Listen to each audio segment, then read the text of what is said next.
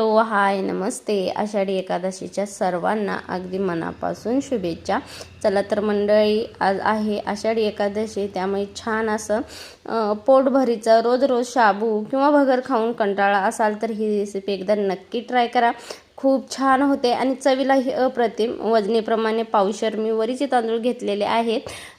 150 gram म्हणजे आपले शाबू घेतलेले आहे. छान असे मंद आचेवरती ना शाबू आणि वरीचे तांदूळ छान असे मंद आचेवरती भाजून घ्यायचे आहेत आपल्याला. आता वरीचे तांदूळ ही छान असे भाजले गेलेले आहेत. एक 5-10 मिनिटासाठी ना मी हे गार करण्यासाठी ठेवून देते. छान असं गार झालं ना की पाहू शकता आता पूर्ण गार झालेलं आहे. ह्याचं ना मिश्रण करून घ्यायचं आहे आपल्याला, म्हणजे मिक्सरच्या भांड्यामध्ये ना ह्याला छान असं बारीक करून घ्यायचं आहे.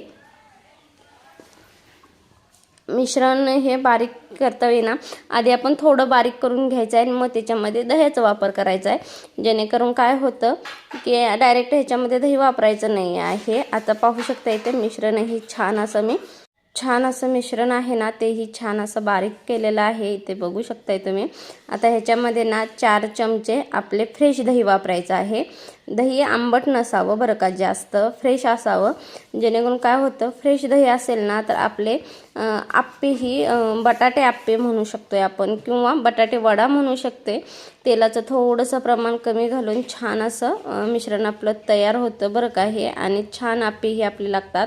आता इथे पाहू शकता मी दही वापरून ना छान असं मिश्रण बारीक करून घेतलेलं आहे आणि त्याच्यामध्ये थोडंसं पाणी घालून ना जे घट्ट मिश्रण असतं ना ते पातळ व्यवस्थित जसं आपण इडलीचं बॅटर बनवतो ना त्या पद्धतीने, परंतु ह्याच्यामध्ये खाण्याचा सोडा त्यानं आपल्याला वापरायचं नाही. त्याच्यामध्ये थोडंसं मीठ घालून ना एक 15 मिनिटासाठी मी झाकून ठेवलेला आहे. आता इथे मी एक बटाटा मध्यम आकारचा उकडून घेतलेला आहे.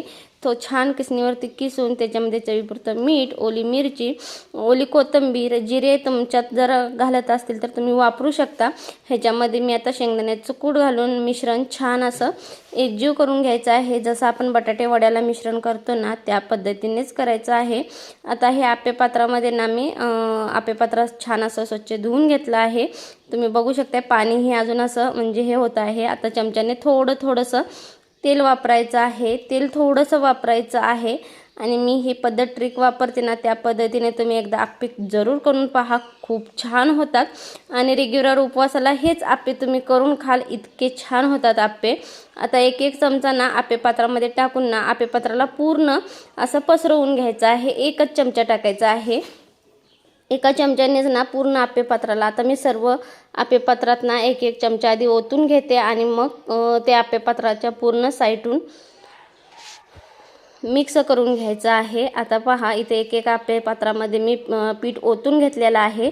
छान असं मिक्स करायचं आहे. ह्याच्यामध्ये तुम्ही ओली मिरचीही वापरू शकता आणि कोथिंबीरही वापरू शकता, परंतु मी मुले खाणार आहेत त्यामुळे प्लेन बनवलं आहे आणि उपवासाला तरी खूपच छान लागतात. मी नेहमी ह्या पद्धतीनेच आप्पे बनवते की मला काहीतरी वेगळं खायचं असेल तर बरं का. आणि त्याच्यामध्ये ना आता जे बटाट्याचं आपण मिश्रण केलं होतं ना ते ह्याच्या बटाट्याचं मिश्रण ना आप्पे पात्रामध्ये ह्या गोल आप्याच्या मधोमध बरोबर ते हाताच्या साहाय्यानेच वापरायचं आहे बरं का, जेणेकरून काय होतं ते व्यवस्थित बसलंही जातं. आणि आता त्याच्यावरून एक चमचा ना जे आपलं शाबूचं मिश्रण आहे ना वरीच्या तांदळाचं आणि शाबूचं ते ह्याच्यामध्ये वरून असं पसरवायचं आहे.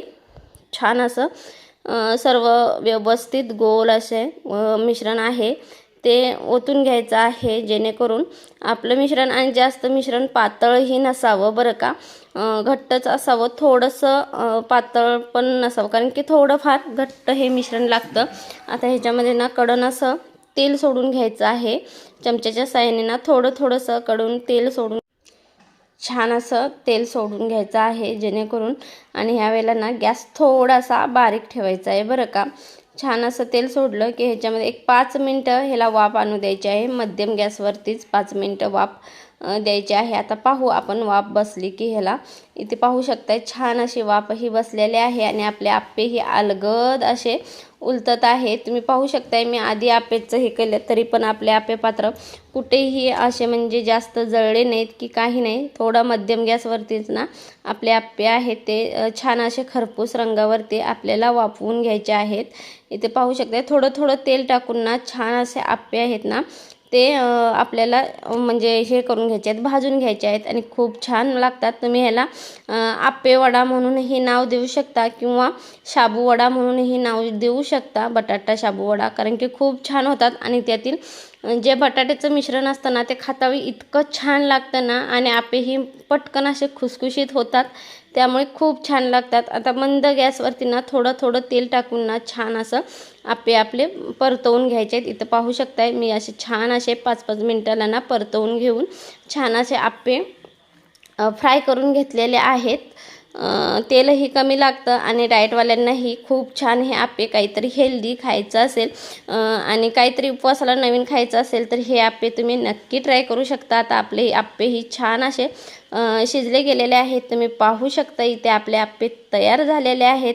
आणि तुम्हाला ही रेसिपी आवडली तर चॅनेलला लाईक, शेअर, सबस्क्राईब नक्की करा आणि कमेंटमध्ये सांगायला विसरू नका. इथे पाहू शकताय की ते अलगद असे आपले आप्पे हे झालेले आहेत, म्हणजे मोडले गेलेले आहेत. किती खुसखुशीत आपले आप्पे तयार झालेले आहेत. चला तर मग जास्तीत जास्त शेअर करा आणि जाता चॅनेलला सबस्क्राईब करून घ्या. रामकृष्ण हरी माऊली.